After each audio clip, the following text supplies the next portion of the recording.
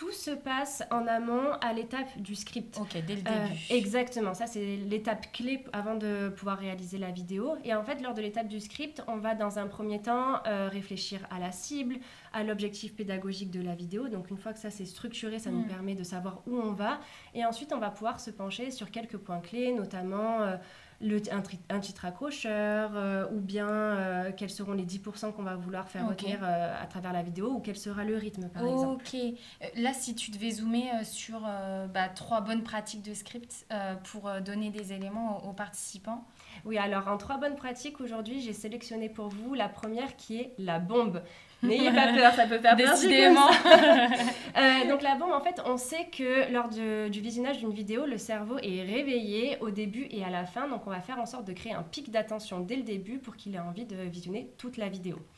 Et pour faire une bombe, on va pouvoir utiliser un « le saviez-vous » ou bien un chiffre clé ou encore une question ou un exemple. Ok, très clair.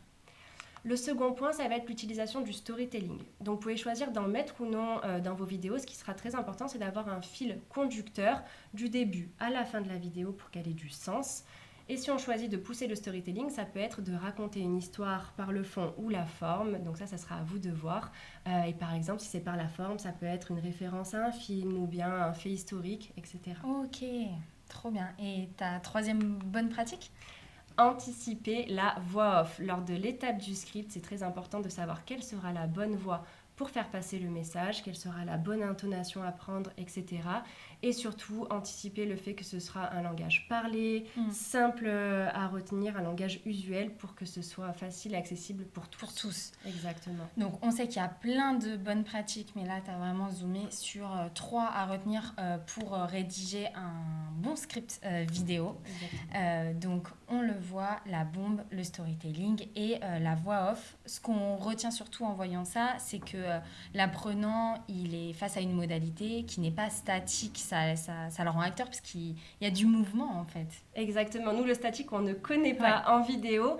Et là, comme on a pu le voir, on a vraiment la partie divertissement, la partie apprentissage.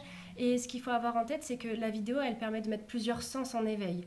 On sait qu'il y a des personnes qui sont plus aptes à retenir par l'audio ou bien par le visuel. Et ben, Joy, la vidéo combine les deux. Donc, on a le jackpot gagnant pour une bonne rétention d'informations. Trop bien. Et pour ça, ce qu'il faut retenir, c'est que pour faire une bonne vidéo, c'est pas uniquement par le visuel. Ouais. C'est important de lui donner du sens pour qu'elle ait vraiment un objectif pédagogique. Et c'est pour ça que chez SkillsD, on a créé le concept du pédabo. Alors, je vais peut-être expliquer aux participants ce qu'on entend par pédabo. C'est vrai qu'on a regardé ce qui se pratique sur le marché pour avoir cette équipe, cette alliance parfaite entre le fond et la forme comme on y tient chez SkillsD. On n'a rien trouvé.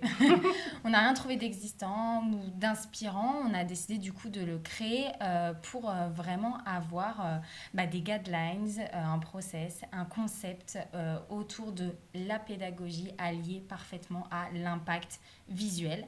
On a donc décidé d'appeler ça le pédabo. Et d'ailleurs, pendant que je vous parle, notre directeur général, David Raymond, est en ce moment à l'INPI en train de déposer ce concept. Donc, David, on pense à toi. Merci David. Et Joy, ce qu'il faut aussi retenir, c'est le fait qu'une vidéo, c'est pas que lors de l'étape de la conception ou bien du script, il y a quand même des éléments à avoir en tête pour la conception en amont et en aval. Et donc, j'aimerais partager 3 tips à retenir. C'est dans un premier temps d'anticiper le format. Okay. Pour moi, il n'y a pas de bon ou de mauvais format pour une vidéo. Ce qu'il faudra anticiper lors de l'étape du script, c'est quel est le bon format pour le bon message que je veux faire passer. D'accord. Est-ce que c'est un format court, long, portrait, paysage, interactif ou non? Tous ces éléments, il faut vraiment se les poser en amont. En amont. Exactement. Okay. Deuxième point que j'aimerais voir avec toi aujourd'hui, et tu sais à quel point il est cher à mon cœur. Oh là, me dis rien, tu vas me dire la qualité, j'en suis sûre. Et oui, la qualité. Donc pour faire une bonne vidéo, bien sûr, on parle d'une qualité visuelle, de bonnes incrustations, une bonne captation si on est en face caméra. Mais ce qu'il faut savoir, c'est qu'une bonne vidéo, c'est 50% par l'image et 50% par l'audio. Okay. Dans ce cas-là, il faudra anticiper quelle sera la musique qu'on va vouloir utiliser pour faire passer notre message et surtout une bonne qualité de voix off. Donc on va avoir deux possibilités, soit de passer par des acteurs ou en interne, et dans ce cas-là, il faudra avoir un setup qui nous permette d'avoir une bonne qualité d'enregistrement, ou bien alors pour ceux qui n'ont pas accès à ce setup, de passer par des voix off de synthèse. On commence à avoir une qualité qui s'améliore, notamment sur les voix anglophones avec Artlist par exemple, d'accord. ou bien sur les voix francophones où pareil, la qualité est en forte progression avec l'outil Eleven Labs.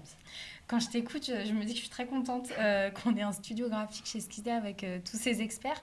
Il y a une tonne de choses à anticiper, à vérifier. Il y a une checklist. Vaut mieux être bien entouré quand même dans ces moments-là. Oui, en effet. Et le dernier tips pour t'en donner encore un, c'est vraiment anticiper le visionnage. Donc comme je vous l'ai dit, une vidéo c'est 50% par l'image et 50% par l'audio, mais il faut aussi anticiper le fait qu'une personne ne puisse pas avoir accès à l'audio parce qu'elle va visionner la vidéo dans le métro ou bien parce qu'elle n'a pas ses écouteurs. Et il faudra du coup mettre des sous-titres, pareil, de qualité. Et donc pour ça, nous chez SkillsD, on utilise deux outils qui fonctionnent très bien pour la retranscription des textes. Le premier qui est Adobe Premiere Pro et le second qui est CapCut. Ok, tu me donnes plein d'outils, c'est chouette. Donc, les tips, ce qu'il faut retenir pour justement bien retenir les informations en vidéo, le format, la qualité et le visionnage.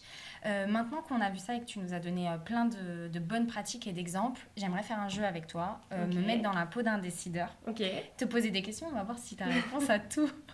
Ok, c'est parti. Alors, imaginons, donc, je suis décideur et je veux avoir la main pour modifier ma vidéo. Ok. Alors, au studio graphique, nous, on a 4 solutions pour la vidéo. Et la première qui est donc notre solution Express. Donc là, notre motion designer va faire la vidéo sur des outils qui sont accessibles à tous, comme Vaillant, Powtoon, Pitchy, etc.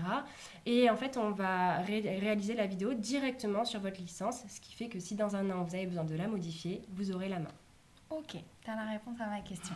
Un autre cas, je suis décideur dans une petite structure, j'ai peu de budget, mais je veux une super vidéo. Qu'est-ce que tu peux faire pour moi ? Alors, on va rester sur notre solution Express. Et il faut savoir que les vidéos chez Skizzy sont accessibles à partir de 400 €. Donc voilà, ça dépend du format, etc. Mais avec cette solution, ça permet d'avoir des vidéos accessibles à tous. À tous. Bon, est-ce que je t'aurai sur la troisième question ? On va dire qu'à l'inverse, ces outils dont tu me parles, ça ne m'intéresse pas du tout. Moi, je veux une super qualité top niveau, comme tu aimes, avec un motion designer aux manettes. Ah oui. Alors, chez Skizzy, on fera toujours une super qualité et tu auras toujours un motion designer aux manettes. Ok, il y a toujours quelqu'un. Exactement, toujours quelqu'un qui est expert de la vidéo. Mais on a aussi une solution qui est premium. Et dans ce cas-là, en fait, on va concevoir sur l'outil qui est Adobe After Effects, qui nous permet d'avoir une plus grande flexibilité au niveau des réalisations, etc. Et on a 2 niveaux. Le niveau 1, pour lequel on a créé notre propre base de données. Donc, nos experts du motion design, on veut même créer des éléments, donc on a une top qualité. Et le niveau 2, où vraiment on part d'une page blanche. Et là, on donne vie à toutes vos idées, même les plus folles. Donc, tout dépendra du besoin.